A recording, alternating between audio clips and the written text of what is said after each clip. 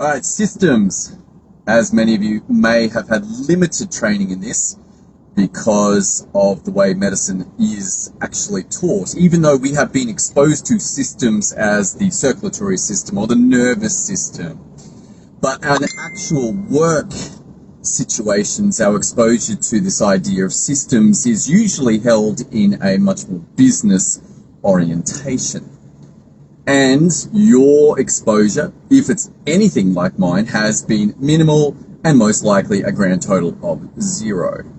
But I got interested in systems because they seem to me to be a common business, what would you call it?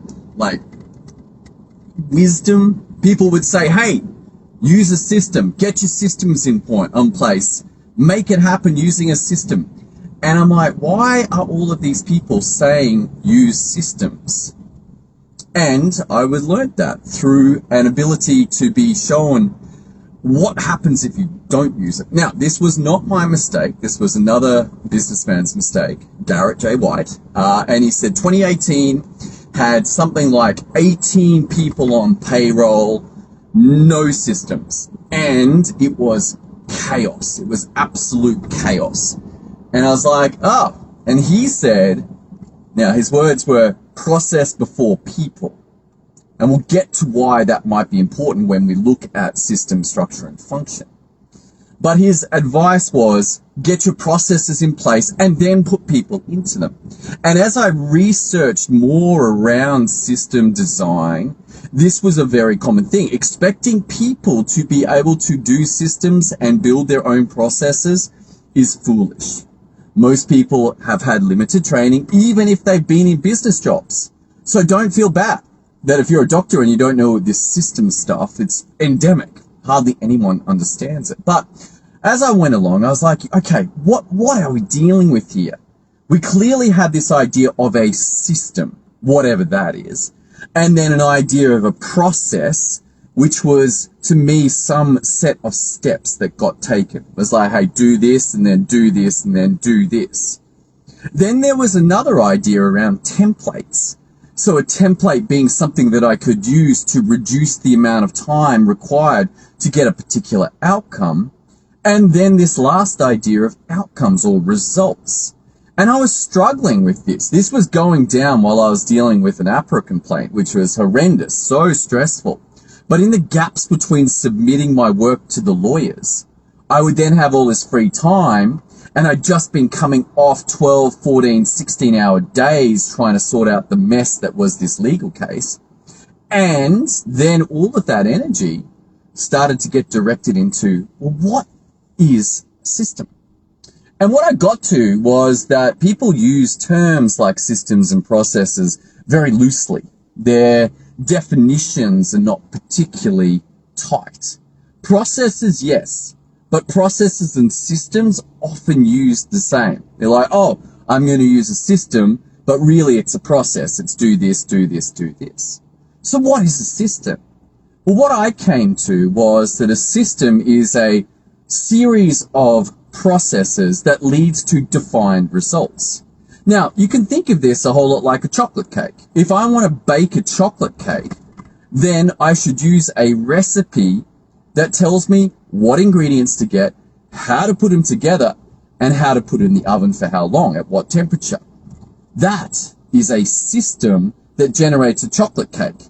And if I want a chocolate cake, then that's the trigger to execute that system. So systems are more than just the steps, but it includes the steps, and it's more than the results, but it includes the results, and then it also has a trigger. Like, when does this get done? And some things get done regularly. For instance, showing up to work during the week, Monday, Tuesday, Wednesday, Thursday, Friday. Let's say that you're on a 5-day work week. You got to show up 5 days. That's a system that says, hey, show up to work on these days and then do these things. And you could argue that the system for being a GP involves showing up on the days that you're there, and then you see your first person and you diagnose them and you manage them. And perhaps there's variance on that. If you can't work it out, then you get them for investigations and see them again. But nonetheless, the two major processes that go into each patient are diagnosis and management. But the biggest system is you show up on that day and you work, and then you get paid. Now, this sounds confusing. Perhaps you're like, oh my goodness. But chocolate cakes are not confusing. There's a set of instructions or processes that leads to an outcome, which is a chocolate cake. That's a system for making a chocolate cake. And this could be used for other things. If I want my bathroom tiled, then either I'm going to have to learn how to do tiling, or I can call a tiler, get quotes, select a person, choose the tiles, choose the grout, pay them to install them, and at the end of that experience, there will be a tiled bathroom. So two ways, there's multiple ways to have that result created. And then we have this idea of processes. Well, the processes could, on a big system, maybe you've got 50 steps, maybe you've got 150 steps. And so you could just have one massive list of processes. And step by step, you go through 150 steps later, the job's done. However, this tends to be overwhelming for most people. And also, if you've got team members, then it does not allow for very easy distribution of the work. So, in quite a few of the systems that I regularly execute, I do a small amount of work around the design and the decisions, and then from there, once that's done, a whole bunch more work gets done by my team. And this is really cool. This works for me. This works for me because I'm making the decisions about what should go on, but the actual execution of the work goes to the team and they go and execute this.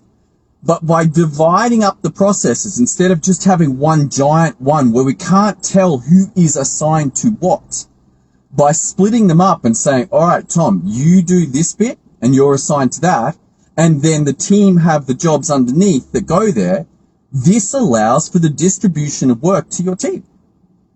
Now, notice that in medical centers, most processes, if they are documented, and many are not, but if they are, they often sit on shelves and are not used. This is a major problem in using processes. They get used, and then they get learnt, and then they get forgotten about, and things change and they don't update. So this whole idea of having up-to-date processes and using systems is actually very challenging. And yet, if you understand this, if you understand even the thinking behind it, this is a system with these processes that gives these results, that gets executed at this schedule or on this trigger, this will give you a significant advantage in how you see the results of your life. And then you can assess those results and say, hey, is this what I want? Yes or no? And you can know how those results appeared. And this is extremely helpful for your patients as well. You see, when they say they can't lose weight, there is a reason for that. They are executing systems every day that are leading to their weight. And whether it's exercise or diet or something else, alcohol consumption, there is something going on in their systems that is not allowing them to lose weight. Let's say they want to lose weight. And so until that is defined, and you can now go through and go, okay, well, I know that the variables are around how much they eat, how much they drink, how much water consume, how much exercise they do, how much sleep they do. Asking those questions will elucidate the results. Now, there is a catch. If they lie to you, then you will be lost.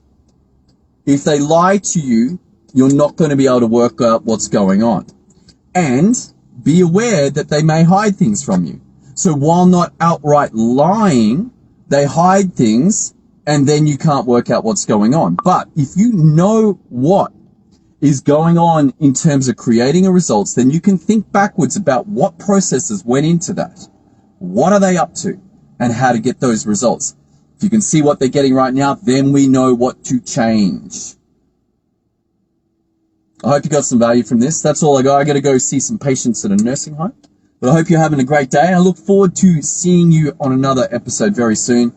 Continue this discussion.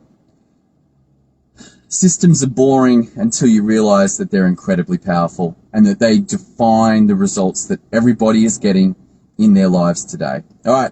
Look forward to catching you very soon. See you then.